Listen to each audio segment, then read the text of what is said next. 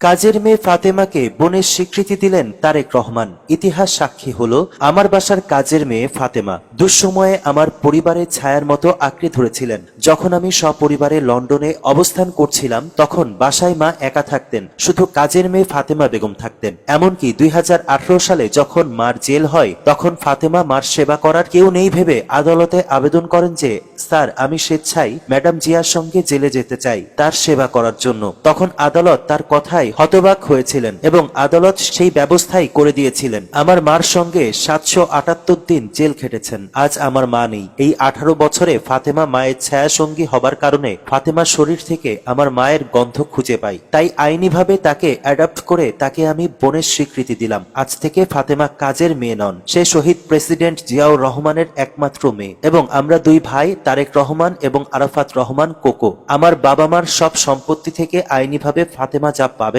তাকে তাই দেওয়া হবে। সেই সাথে জিয়া পরিবারের একমাত্র মেয়ে হিসেবে মর্যাদাপূর্ণ আসনে অধিষ্ঠিত করা হলো। তাই দেশবাসী এবং আমার বাবা মার রেখে যাওয়া বিএনপি দলের সকল মানুষের প্রতি অনুরোধ, আমার বোনকে আপনাদের নিজের বোনের সম্মানের চোখে দেখবেন। আমার বোন ফাতেমার জন্য দোয়া এবং শুভকামনা রইল। এবং সেই সাথে ফাতেমা বেগম সব জায়গায় তারেক রহমান এবং আরাফাত রহমান কোকোকে ভাই পরিচয় দিতে পারবেন। জনাব তারেক রহমান আরো বলেন, পৃথিবীর ইতিহাসে কেউ কারোর জন্য জেল খাটে না, কিন্তু ফাতেমা তার মনিব বেগম খালেদা জিয়ার জন্য স্বেচ্ছায় জেল খেটেছেন। কারণ আমার মা সম্পূর্ণ অসুস্থ ছিল। ফাতেমা মার সেবা যত্ন করার জন্য মহামান্য আদালতে দাঁড়িয়ে বলেছিলেন, স্যার, আমার মনিব খালেদা জিয়ার আমি ছাড়া কেউ নেই, তিনি অসুস্থ। তাই মহামান্য আদালতের কাছে হাত জোর করে অনুরোধ করছি, আমি স্বেচ্ছায় আমি জেলে যেতে চাই আমার মনিব বেগম খালেদা জিয়ার সেবা করার জন্য।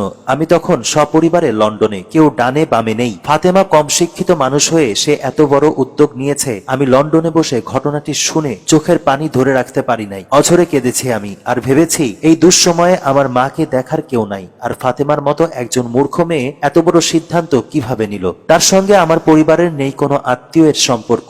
সে আমার বাবার প্রতিষ্ঠিত বিএনপি দলেরও কোনো পদে নেই। তারপরেও ফাতেমা যা করেছেন তার ঋণ আমার পরিবার কোনোদিন শোধ করতে পারবে না। ফাতেমা 2009 সাল হইতে একটানা 30 ডিসেম্বর 2025 সাল পর্যন্ত নিরলস পরিশ্রম করে গেছেন আমার মায়ের পেছনে দীর্ঘ 18 বছর। তার এই ত্যাগে আমাদের ঋণী করে ফেলেছেন। আর ফাতেমার শরীরেই আমার মায়ের গন্ধ খুঁজে পাই। সেই জন্যই ফাতেমাকে রাজপথ থেকে রাজপ্রাসাদের একজন সদস্য বানিয়ে নিলাম। তাই দেশবাসীর কাছে এবং আমার বাবার গড়া বিএনপি দলের নেতাকর্মীর কাছে অনুরোধ করব, ফাতেমাকে আপনাদের বোনের চোখে দেখবেন। ও আজ থেকে আমার আপন ছোট বোন।